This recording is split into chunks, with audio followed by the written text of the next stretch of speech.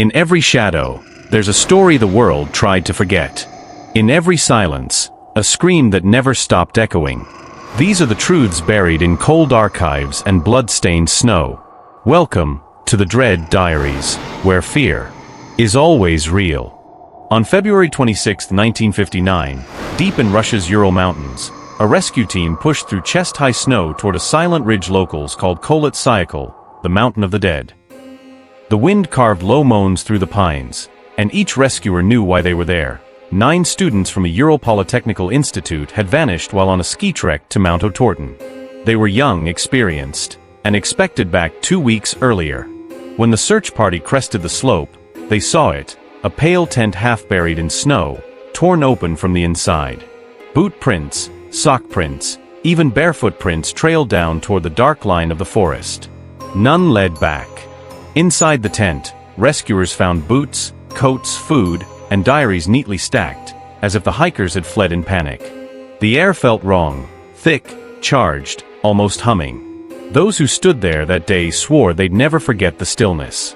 It wasn't just emptiness, it was as if the mountain itself was waiting. Weeks earlier, on January 23, 1959, 9 friends had boarded a train in Sverdlovsk. Igor Dyatlov, 23 years old, led the expedition, disciplined, respected, a perfectionist. Alongside him were engineering and radio students, Zinaida Kolmogorova, Ludmila Dubinina, Rustam Slobodin, Yuri Kravchenko, Alexander Kolevatov, Nikolai Thibault-Brignol, Yuri Doroshchenko, and a younger hiker, Yuri Yudin. Their goal: earn their Grade 3 hiking certification by crossing the northern Urals in winter, a challenge that would test even professionals. The train ride north was full of laughter. They sang folk songs, took photographs, and documented every step in their journals. "We are not afraid of the cold," Zinaida wrote. "There is warmth in friendship." But on January 28th, Yuri Yudin fell ill with severe joint pain and returned home. He would become the only survivor by accident of fate. The remaining 9 pressed on, skiing into temperatures below -30 degrees Celsius, hauling 40-pound packs through waist-deep snow. Their final campsite was supposed to be in a forested valley, sheltered from the wind. But as night fell on February 1st, the group lost daylight and visibility. Instead of descending to safety, they set up their tent high on the slope of Coldest, an unusual, risky choice. Some believe Igor Dyatlov wanted to practice camping on an open slope. Others think they couldn't see the tree line below through the blizzard. Photographs recovered from their cameras later show the tent's construction, cheerful smiles despite exhaustion, and a final image, blurred, almost abstract, of glowing orbs or perhaps snowflakes in motion. It would become one of the most debated pictures in modern mystery. Back on February 26th, rescuers followed the footprints from that torn tent. They led nearly 1.5 kilometers downhill to a cedar tree. Beneath it lay the remains of a small fire, and 2 bodies. Both men wore only underwear and 1 sock each. Broken branches 10 feet high suggested someone had climbed the tree, perhaps to look back toward the tent, or away from something. A few hundred meters farther, searchers found 3 more bodies: Dyatlov, Kolmogorova, and Slobodin, positioned as though crawling back toward the tent. They had frozen mid-motion. The last 4 hikers were missing, and with temperatures plummeting, the mountain kept its secrets for another 2 months. As news spread, rumors ignited. Some whispered about escaped convicts from nearby labor camps, others about military tests, or even a UFO. The Soviet press mentioned only a tragic accident. Yet investigators who arrived from Sverdlovsk described anomalies they couldn't ignore: the tent cut from inside, the scattered tracks, no sign of struggle or other footprints. Autopsies on the first 5 victims listed hypothermia as cause of death. The one had a fractured skull and another a small crack in the ribs. Injuries consistent with a fall, but strange given there was no sign of a fall. Then, in early May, thawing snow revealed the remaining 4 hikers in a ravine, 75 meters from the cedar tree. What investigators found there would change everything, and haunt them for decades. Their bodies were buried beneath 4 meters of compact snow, as if the terrain itself had collapsed over them. Unlike the others, these hikers showed severe trauma: crushed ribs, fractured skulls, and internal injuries without external wounds, as though struck by immense pressure. One was missing her eyes, another, her tongue. Their clothing showed traces of radiation. The official report described the injuries as comparable to a car crash, though there were no vehicles, no avalanche path, and no sign of attack. Photographs from the recovery show grim-faced rescuers standing beside orange-stained snow, possibly rust, possibly something else. Investigators quietly noted that the forest around the ravine seemed oddly silent, even the wind fell flat. Some rescuers refused to return for follow-up searches, citing nightmares and sudden illnesses. When questioned later, one investigator admitted, "We were told not to ask too many questions. Just write it down as exposure and close the file." Yuri Yudin, the lone survivor who had turned back days earlier, identified his friend's belongings. When he saw a piece of fabric he didn't recognize, a strip of military-grade canvas, he asked where it had come from. No one could answer. "That wasn't ours," he said. The final report, filed in May 1959, concluded that the hikers died due to a compelling natural force. No further explanation was offered. The case was sealed and archived until the 1990s. But evidence doesn't die, it waits. Years later, hikers and researchers returning to Dyatlov Pass noticed strange metallic fragments scattered near the site, like remnants of old weapons tests. Others reported seeing spheres of light in the sky around the same dates in 1959. Theories multiplied: secret parachute mines, infrasound panic, KGB involvement, even a staged cover-up. Each clue pointed in a different direction, and none explained the totality of what happened. Still, one detail unified them all: the human element. 9 young lives, full of promise, extinguished in a single night on a frozen slope. Their last moments remain beyond comprehension, a mix of reason and madness. In 2019, 60 years after the tragedy, Russian authorities reopened the case. Their conclusion: a slab avalanche had likely caused the deaths. But experts argued that snow angles, weather data, and physical evidence didn't align with a traditional avalanche. The debate reignited across the world. How could trained mountaineers flee half-clothed into lethal cold unless something terrified them more than death itself? The Dyatlov Pass incident endures not because of superstition, but because of the silence that followed. A silence that feels chosen. And in that silence, one question still echoes through the Ural's frozen wind: what did they see on that mountain? Because when the rescue team opened the final camera recovered from the snow weeks later, the last frame revealed a flash, an overexposed burst of light against the black sky, caught seconds before the film ended. And no one has ever proven what caused it. The bodies were buried. The snow had melted. But for those who had seen what the mountain kept, sleep never came again. When investigators from Sverdlovsk returned to Dyatlov Pass in March 1959, they brought new orders, quiet ones. The official line was clear: finish quickly, say nothing. But the lead investigator, Lev Ivanov, couldn't ignore what he'd seen. The tent had been sliced open from the inside, footprints stretched for hundreds of meters barefoot in sub-zero cold. The hikers hadn't run from something imaginary. They had escaped. And yet, there was no evidence of anyone, or anything else.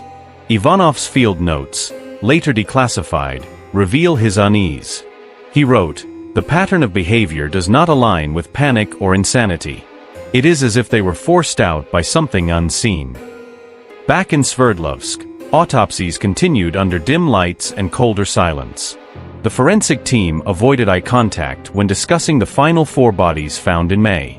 Their injuries, crushed bones, fractured skulls, radiation traces, didn't fit any known explanation. There were no external wounds. No animal marks. Just pressure, as though their bodies had met invisible force.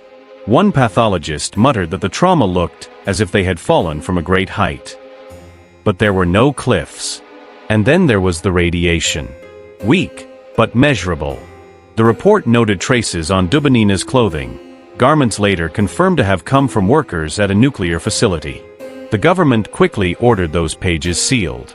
When Ivanov questioned the military about nearby tests, he was met with silence. No records. No acknowledgement of operations in the area. But local hunters had their own story. They told him about orange spheres in the sky that week, glowing orbs that drifted silently over the forest before disappearing behind the ridge. He noted the accounts, but he was warned to remove them from the final report. Still, the rumors spread. Soviet pilots flying nearby reported fireballs seen from hundreds of kilometers away. The army denied everything. Ivanov began to suspect the truth might not be natural, or even permissible to write down. Meanwhile, in Sverdlovsk, Yuri Yudin, the sole survivor who turned back before the tragedy, was called to examine his friend's belongings. He was told it was for closure. But what he found deepened the horror.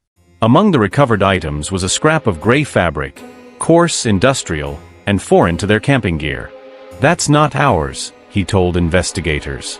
They didn't respond. Later, in interviews, he said their faces went pale. "They wanted me gone," he recalled. "They didn't want questions. I was a reminder that someone lived." Yudin would later describe a moment that haunted him forever, seeing his friends' photographs laid out beside their bodies. The last images, taken inside the tent, showed smiles, jokes, warmth, and then darkness. A final blurred shot of light. A flash. A scream. And then nothing. When the investigation closed in May 1959, Ivanov's final report used the phrase that still chills historians. The hikers died as a result of a compelling natural force. No explanation. No follow-up. Just silence. Within weeks, the files were sealed, and access restricted by the KGB. The mountain was renamed Dyatlov Pass, a memorial to the leader, and a warning to those who asked too many questions. But the case refused to stay buried. In the shadows of Soviet secrecy, whispers persisted. Soldiers had been seen near the site. Traces of rockets were found in nearby valleys. Witnesses spoke of glowing clouds and booms echoing through the night the hikers died.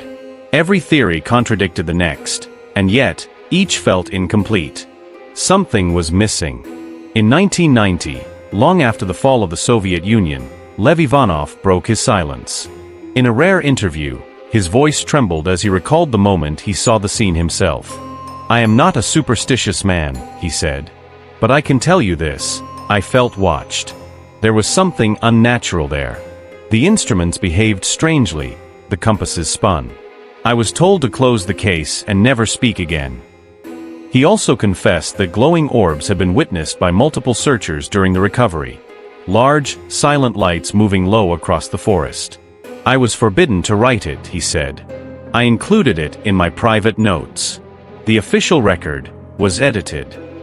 The Dyatlov families demanded answers. They received none. Some were warned to stop asking questions. Others noticed plainclothes agents near their homes. Yudin, the survivor, retreated from public life. When he finally revisited the mountain decades later, he said he felt the same presence. He wept, clutching a piece of rock, and whispered to the snow, "I should have died with you." No one has ever confirmed what he saw, or thought he saw that day. But the mystery only deepened. Researchers found that the hikers' diaries ended abruptly. No sign of fear or disagreement, only the words, "We now know snowmen exist." The line seemed like a joke, written in laughter. Or maybe not. No footprints, no weapons, no fight. Just 9 friends vanishing beneath a clear, starless sky. In 2019, Russian investigators reopened the case after 60 years. This time, they concluded that a slab avalanche was to blame, a delayed collapse of snow triggered by the hikers cutting into the slope. But geologists and mountaineers quickly dismantled that theory.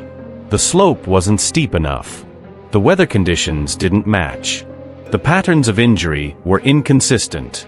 The official photos showed no debris, no dislodged snow, no signs of panic at all. And yet, the government closed the case again. Natural cause. No crime. No answers.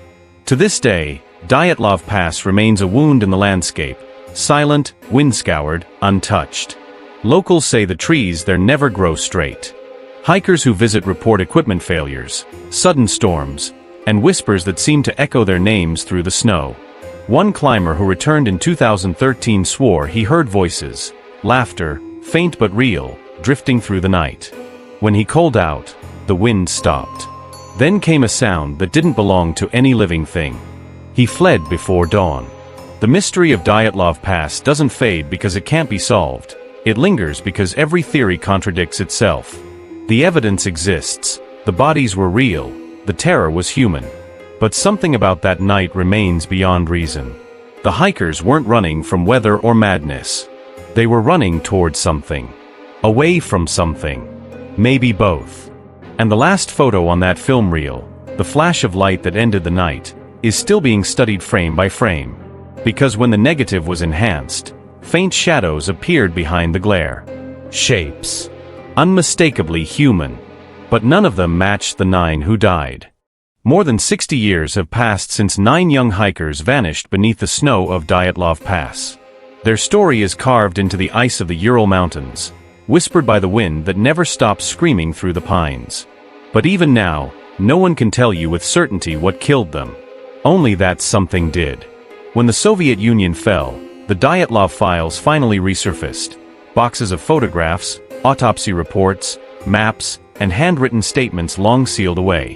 What they revealed was worse than what anyone had imagined. The rescue teams had reported strange metallic debris near the site, later identified by locals as rocket fragments. Witnesses from nearby villages described bright orange spheres floating in the sky on the very nights the hikers died. A pilot, flying hundreds of kilometers away, logged unidentified luminous bodies moving over the Urals. And in one forgotten document, dated February 1959, a classified weapons test was scheduled near the same area. The test, according to declassified fragments decades later, involved high-explosive parachute mines, devices that could create shockwaves capable of crushing internal organs without leaving external wounds. It was a perfect fit for the hikers' injuries. But that theory, like every other, was buried in bureaucracy. Officials said there were no military operations in the region. Files were misplaced. Witnesses vanished. And still, the mountain waited. In the decades that followed, scientists, explorers, and journalists all returned to Dyatlov Pass. Each left with more questions than answers. Some pointed to infrasound, a low-frequency vibration generated by the wind as it passed around the mountain's shape, capable of inducing panic, disorientation, even hallucinations. Under such fear, it said, people might flee without understanding why, tearing through their tent in madness. But the hikers weren't amateurs. They were trained, disciplined. Could 9 experienced mountaineers all lose their minds at once? Others proposed a slab avalanche, a delayed shift of snow sliding silently over the tent. It could explain the panic and crushing injuries. But when modern geologists re-examined the terrain, they found no evidence of displacement, no slide path, and no snow accumulation consistent with such an event. The Dyatlov case remained trapped between logic and nightmare. Then came the radiation. The official files recorded trace amounts found on the hikers' clothing, mild but unexplained. Theories bloomed like frost. Were they accidentally exposed to a secret weapon? Were they witnesses to something they should never have seen? Igor Dyatlov's compass, found near his body, was noted as malfunctioning. And in one investigator's notes, later leaked, there was a line crossed out in red ink, magnetic interference recorded, origin unknown. Was it paranoia? Equipment failure? Or something else that night? Something not yet understood? The more scientists searched for reason, the more the mountain seemed to mock them. In 2013, new digital scans of the original photographs revealed faint streaks of light in the sky, not from the camera, but the landscape itself. At least 3 different cameras, from separate hikers, captured the same anomalies on different angles. Ball lightning, rocket flares, orbital re-entry. Theories piled like snowdrifts, each as cold and uncertain as the next. But the most chilling evidence wasn't in the photos, it was in the diaries. Zinaida Kolmogorova's final entry reads like an omen. It is hard to imagine such cold, even in dreams. But we will endure. If only the wind would stop screaming. The next lines trail off mid-sentence, as if interrupted. Another hiker's last words were simple. We are exhausted, but the mountain is beautiful. The beauty of a place that would become their grave. Yuri Yudin, the only survivor, lived with that weight for 50 years. He spent decades chasing answers, collecting evidence, interviewing witnesses, even visiting the pass one final time. In one of his last interviews, he said, "I have been asked hundreds of times what I think happened. I do not know. But I know this, it was not an avalanche. It was not madness. Something frightened them so much, they could not even put on their boots." He paused, staring past the camera. And whatever it was real. He died in 2013, still carrying that question to his grave. The Russian government reopened the investigation in 2019. Their conclusion, once again, natural causes. A small slab avalanche. But even their own experts disagreed, citing inconsistencies in terrain, injuries, and conditions. To this day, the official file remains contradictory. The photos still show light where no light should be. The wind still howls the same note through the valley. And hikers who've returned to the site tell stories that sound eerily familiar. Cameras that malfunction. Batteries drained. Footsteps heard circling their tents. Some wake to find small indentations in the snow, not animal, not human, just impressions, evenly spaced, leading nowhere. The same footprints that once led away from a torn tent, into the dark. There is no killer. No clear event. Just the unbroken silence of a mountain that has swallowed every answer offered to it. Some call it cursed. Others, misunderstood. But every year, someone else tries to solve it, and every year, they leave more confused than before. Because maybe there was never one truth to find. Maybe the real terror of Dyatlov Pass isn't what happened that night, but that it could happen again. 9 hikers died without a single eyewitness, in a place no one can fully explain. No storms that severe, no avalanche paths, no weapons recorded.